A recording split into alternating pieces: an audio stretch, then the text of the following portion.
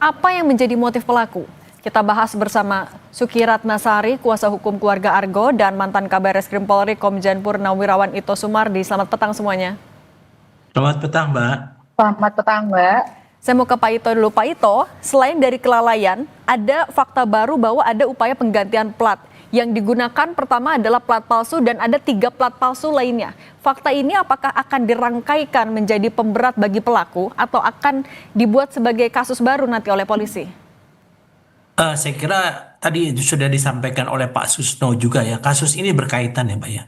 Sebelum terjadinya kecelakaan, kemudian pada saat terjadi kecelakaan dan sesudah terjadi kecelakaan, kita harus melihat 3 kejadian yang berkaitan ya. Tentunya saya juga pertama mengucapkan duka cita yang sedalam-dalamnya kepada keluarga almarhum Argo. Jadi sekarang kita harus melihat dulu alasan daripada yang bersangkutan menggunakan plat palsu.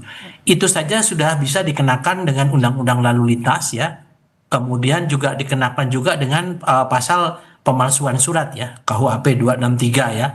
Kemudian juga setelah dia melakukan tabrak ya, kemudian tabrak lari, yang bersangkutan juga kan kemudian mengganti plat di kantor polisi. Nah, tentunya di sini juga nanti polisi juga harus untuk menelusuri jejak digital ya. Mungkin ada pemberitahuan daripada saudara Cristiano ya kepada yang 3 orang itu ya, yang kepada IV, kemudian juga 2 orang yang, apakah memang ada perintah untuk mengganti plat nomor, ataukah itu inisiatif dari 3 orang itu? Kalau inisiatif 3 orang itu, tentunya kasusnya ini berdiri sendiri. Tetapi kalau itu ada kaitannya dengan atas permintaan daripada saudara tersangka, tentunya kasus ini juga menambah dengan kasus berat ya, jadi subsidiar bukan yunto lagi. Sehingga di sini tentunya dari pihak kepolisian harus mencari benang merahnya ya, hubungan antara tersangka dengan 3 orang yang memang merupakan kerabatnya ya. Jadi saya kira selain dengan CCTV juga nanti akan harus ditelusuri apakah melalui telepon ya, pada saat kejadian dia melarikan diri, kemudian teleponnya harus dilakukan jejak digitalnya harus dilakukan penyelidikan. Kalau memang ada perintah atau meminta supaya diganti plat nomornya, maka saudara Cristiano dia juga bisa dikenakan selain kelalaian juga pasal-pasal pidana yang mungkin bisa masuk ke pasal 263 pemalsuan surat ya, kemudian juga bisa dikenakan pasal 280 Undang-Undang 22 ya. Kemudian pasal 266 dan pasal lain yang penyertaan pembantuan masuk 3 orang itu, Mbak. Demikian. Saya mau ke Bu Kiki. Bu Kiki, kami juga Kompas TV mau menitipkan ucapan duka cita juga untuk keluarga almarhum Argo. Bu Kiki, tapi sebenarnya almarhum Argo dengan pelaku apakah saling mengenal di kampus? Oke, baik. Sebelumnya kami mengucapkan terima kasih atas ucapan duka citanya. Kami juga akan menyampaikan kepada pihak keluarga. Kebetulan hari ini 7 harinya Argo ya, dan di rumah duka juga dilakukan doa bersama untuk 7 hari meninggalnya Argo. Nah, untuk tadi pertanyaannya, Argo dan pelaku tidak saling mengenal. Memang saling mengenal, oke. Bu Kiki, ini tidak saling mengenal. Oh, tidak saling mengenal. Tidak saling mengenal. Oke, Bu Kiki, ini ada fakta baru soal pergantian plat dan adanya plat palsu. Bagaimana Anda sebagai kuasa hukum keluarga memandang adanya fakta baru ini? Iya, sebenarnya sampai hari Selasa pagi ketika penyidik itu melakukan BAP ya pada ibu korban, pada saat itu sebenarnya belum diakui ada plat palsu tersebut. Lalu kemudian kami juga menyampaikan beberapa fakta yang kami temukan bersama dengan keluarga bahwa memang ada indikasi pergantian plat. Lalu kemudian kami juga sudah kerjasama dengan polisi untuk menyampaikan hal tersebut. Nah, di jam 2 siang ketika ada konferensi pers di Polres Sleman, baru kemudian polisi juga mengakui memang ada pergantian plat. Nah, untuk keperluan itu kami sudah bekerja sama dengan Polres Sleman dan juga Polsek Ngaglik ya, yang pertama kemudian mengamankan barang bukti ini. Di sana sudah ada CCTV-nya juga gitu yang diberikan kepada Polres Sleman untuk sebagai bukti pendukung ya, dan semoga bisa menguak siapa pelaku dan juga yang menyuruh untuk mengganti plat nomor mobil tersebut gitu, Mbak. Oke, Bu Kiki, sejauh ini polisi bilang masih memeriksa saksi, belum ada tersangka yang ditetapkan. Bagaimana tapi Anda melihat proses hukum yang tengah berjalan, terutama di kasus penemuan pergantian plat ini? Ya, sampai hari ini memang baru tersangka utamanya ya yang kemudian ditetapkan di hari Selasa kemarin. Nah, yang untuk pergantian plat ini kami juga meminta kepada Polres Sleman untuk bisa menindaklanjuti dengan cepat gitu, termasuk siapa yang kemudian menyuruh gitu, karena kalau untuk bukti-buktinya sudah ada. Nah, kebetulan kan eh, kalau kemudian memang sudah dari tersangkanya pelakunya ini sudah diperiksa gitu, semoga juga mau menyebutkan gitu ya siapa yang menyuruh gitu. Nah, ini kami juga membantu dalam hal ini untuk mengumpulkan fakta-fakta yang lain supaya mempercepat kinerja polisi gitu, Mbak. Upaya kami seperti itu. Apa yang diinginkan juga oleh keluarga? Apakah proses hukumnya sejauh ini sudah berlangsung secepat yang diharapkan oleh keluarga? Ya, sebenarnya dari awal memang kami berharap ini bisa secepat mungkin. Nah, sampai hari ini kan ada perkembangan-perkembangan baru ya terkait dengan kasus ini gitu ya. Harapannya bisa lebih dipercepat gitu, karena memang dari keluarga sendiri melihat ada beberapa hal gitu ya yang memang harus dibuka gitu ya. Karena pertama untuk keluarga ini baru diberitahu keesokan harinya gitu. Lalu kemudian tentang pergantian plat ini kita juga harus memberikan bukti-bukti dukungan dulu, baru kemudian polisi mengatakan oh iya ada penggantian plat yang seperti itu. Nah, harapannya supaya tidak terjadi perkembangan kasus yang tidak diharapkan gitu ya. Ya kalau dari kami memang mengharapkan segera mungkin bisa diungkap gitu. Meskipun juga identitasnya kan belum diungkap, tapi polisi sudah bilang bahwa kerabat yang mengganti adalah kerabat dari tersangka. Bagaimana Anda melihat dugaan motif ini?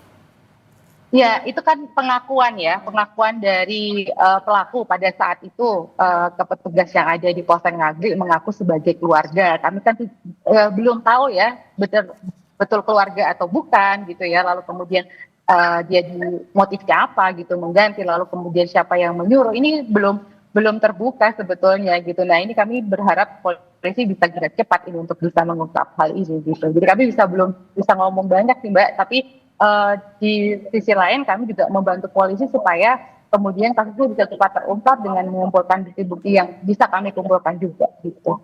Oke, Bu Kiki, kami juga mau konfirmasi apa betul keluarga dari pelaku sudah meminta maaf langsung kepada keluarga almarhum Argo? Kalau meminta maaf langsung belum. Kebetulan kalau dari pihak keluarga terutama ibu korban ini memang belum siap ya, belum bisa ketemu dengan keluarga pelaku gitu karena kondisi psikis pasca kejadian ini gitu. Jadi kami menghargai juga proses dari ibu korban yang memang belum bisa ketemu dengan keluarga pelaku begitu nih. Oke, Pak Ito, kalau pernyataan polisi kan ini ada hubungan kerabat, kemudian alat bukti ada, tapi belum ada tersangka, identitas pun tidak dibuka. Apa yang jadi kendala sebenarnya dalam mengungkap siapa yang menginisiasi pergantian plat ini? Ya, itu sebenarnya mohon maaf kita ke Pak Ito dulu. Baik. Ya. Pak Ito silakan. Ya Mbak, saya pernah jadi 2 kali direktur lalu lintas ya, termasuk di Jawa Tengah. Saya juga pernah mengikuti pendidikan untuk kecelakaan lalu lintas. Jadi untuk kasus ini begini Mbak ya, yang pertama adalah kasus ini melibatkan bukan hanya satu pihak, jadi ada pihak lain. Jadi menurut saya alangkah tidak masuk akalnya kalau misalnya daripada tersangka tidak kenal dengan 3 orang ini mengganti plat. Nah itu harus didalami. Tidak mungkin kan kalau orang nggak kenal, urusan apa dia mengganti platnya si Kristiano. Pasti ada hubungan. Siapa yang menyuruh, apakah melalui telepon ataukah melalui pihak ketiga, ya itu tentunya harus didalami. Kemudian yang kedua, tadi disampaikan bahwa dikatakan belum ada tersangka. Tentunya polisi juga untuk bisa menentukan seorang tersangka kan harus memiliki 2 alat bukti yang sah. Ini sudah bisa ada calon tersangkanya 3. Sesuai yang pertama alat buktinya adalah dari rekaman, itu kan petunjuk.